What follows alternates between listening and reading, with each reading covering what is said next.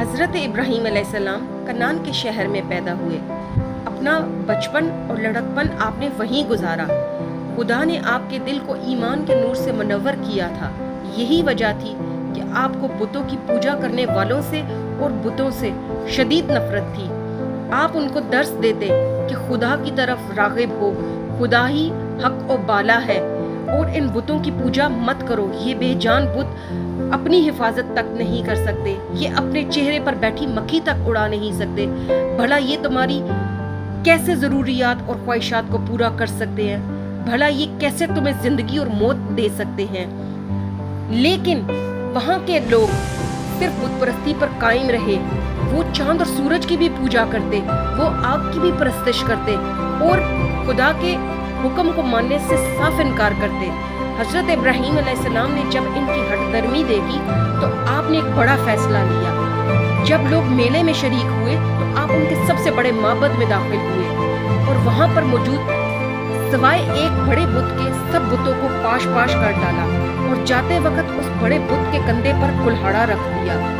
اور جب لوگوں کی واپسی ہوئی تو ان کا سب سے پہلے شک آپ پر ہی گیا۔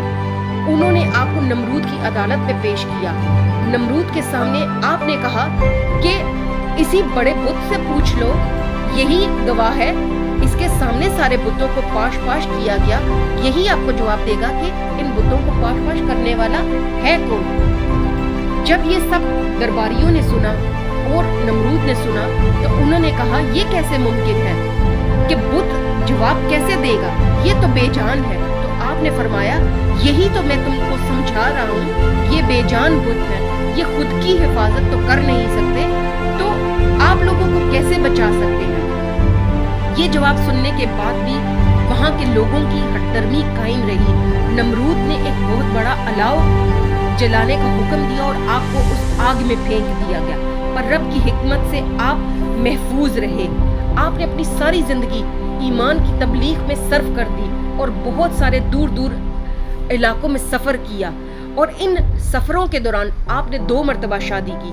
پہلی شادی حضرت سارہ رضی اللہ عنہ اور دوسری حضرت ہاجرہ رضی اللہ عنہ سے کی۔ یوں تو آپ اپنی زندگی سے مطمئن تھے، لیکن ایک گہری اور مستقل حسرت اولاد کی ہمیشہ ساتھ لگی رہی۔ بڑھاپے میں اللہ تعالیٰ نے آپ پر کرم نوازی کی۔ آپ کو حضرت ہاجرہ رضی اللہ عنہ کے بدن سے ایک خوبصورت فرزند عطا فرمائے۔ حضرت ابراہیم علیہ السلام باپ بن کر خوشی سے نہال ہو گئے۔ آپ نے اپنے بیٹے کا نام اسماعیل علیہ السلام رکھا۔ چند حالات و واقعات کی وجہ سے جو کہ ہم ایک اور کہانی میں بیان کریں گے، انہیں اپنے نومولود بیٹے اور بیوی کو عرب کی صحرا میں تنہا چھوڑنا پڑا۔ کئی سالوں بعد جب وہ ان کے پاس لوٹے تو حضرت ابراہیم علیہ السلام ایک خوبصورت نوخیز نوجوان بن چکے تھے۔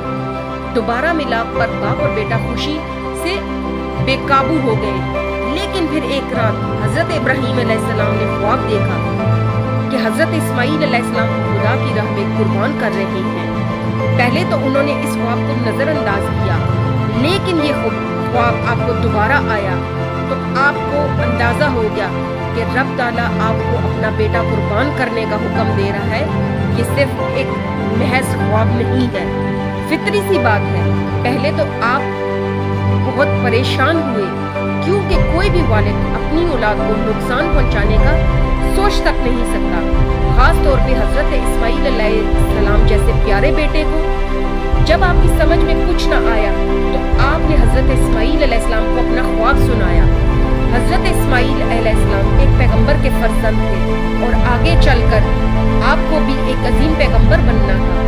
خواب سننے کے بعد آپ نے کہا، پیارے ابا جان، ویسا ہی کیجئے جیسا کہ آپ کو حکم ہے، خدا ہے، انشاءاللہ آپ مجھے صبر کرنے والوں میں پائیں۔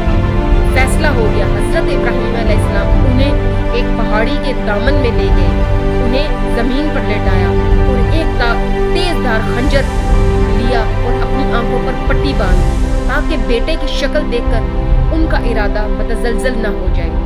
حضرت اسماعیل علیہ السلام خاموشی اور راضی و بالرضا رہے۔ حضرت ابراہیم علیہ السلام نے خنجر ان کی گردن پر رکھا، تکبیر پڑھی اور اپنی پوری قوت سے دبایا، مگر خنجر بے اثر رہا۔ حضرت اسماعیل علیہ السلام کی گردن محفوظ رہی۔ حضرت ابراہیم علیہ السلام نے پھر کوشش کی لیکن خنجر بے اثر تھا اور بے اثر ہی رہا۔ انہوں نے ایک آخری کوشش کی اور خنجر کو گوشت میں پھرتے اور اپنے ہاتھوں پر گرم خون کا چھینٹا پڑتے محسوس کیا۔ قربانی ہو چکی تھی۔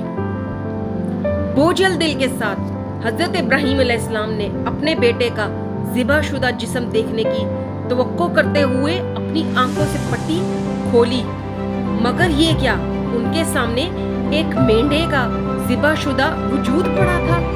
اللہ نے پہلے خنجر کی دھار کند کر دی اور پھر حضرت اسماعیل علیہ السلام کی جگہ ذبح ہونے کے لیے اس مینڈے کو بھیج دیا۔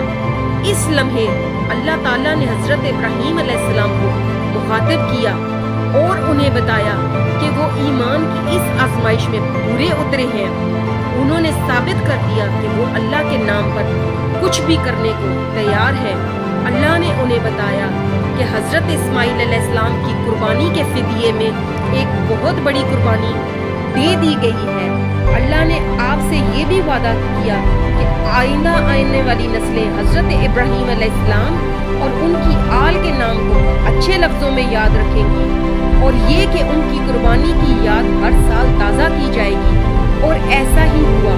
آج بھی ہر نماز میں متعدد مرتبہ ہم حضرت ابراہیم علیہ السلام اور ان کی آل پر درود بھیجتے ہیں، اور ہر سال عید الاضحیٰ کے روز لاکھوں بھیڑ، بکریاں، مویشی اور اونٹ ان کی اطاعت گزاری کی یاد میں ذبح کرتے ہیں۔